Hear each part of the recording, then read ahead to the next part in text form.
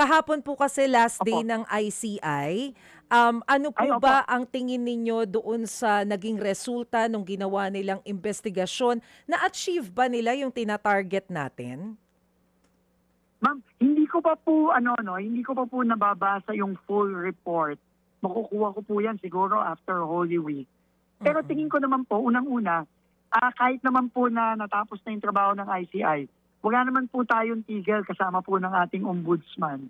In fact po, hindi ko lang po talaga masasabi sa inyo yung, kasi po ang usapan namin ni Ombudsman Boying, siya po ang mag-aanunsyo. Pero after Holy Week po, nasubmit na po kasi namin yung mga dagdag na impormasyon na kailangan ng ombudsman para sa mga dagdag ng kaso.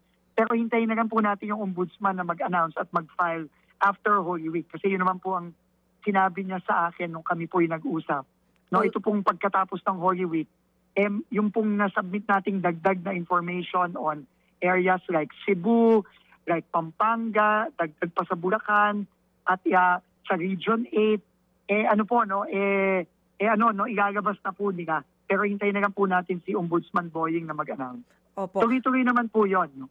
Sir, syempre tututukan po natin yung announcement ni Of Sec course, Boying. wala pong tigil yan. Opo. Hindi Pero, po ibig sabihin na natapos na po yung ICI, tapos na to, hindi pa po.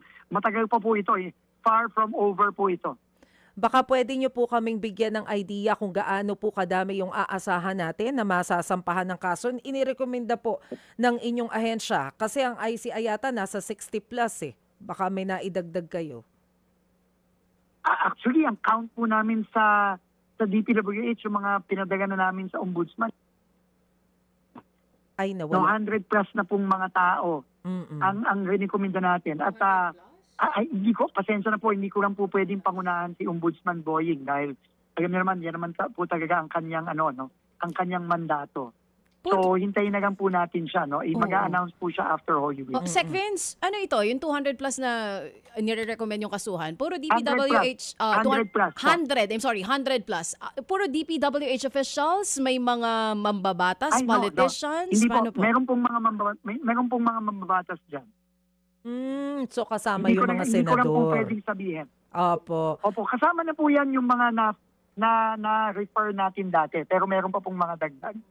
Mga kapatid, para sa iba pang mga balita at impormasyon, sundan niyo po kami sa X, Instagram, Facebook at syempre sa TikTok, True Network PH. Mag-subscribe din po kayo sa aming YouTube channel, True Network. May website din po tayo, truenetwork.ph, at pwede niyo rin po kaming mapanood sa Channel 19 ng aming True FM TV. Lagi pa rin makinig sa radyo dito po sa 105.9 True FM dahil dito, lagi po sa'yo, kapatid. Ito tayo sa totoo.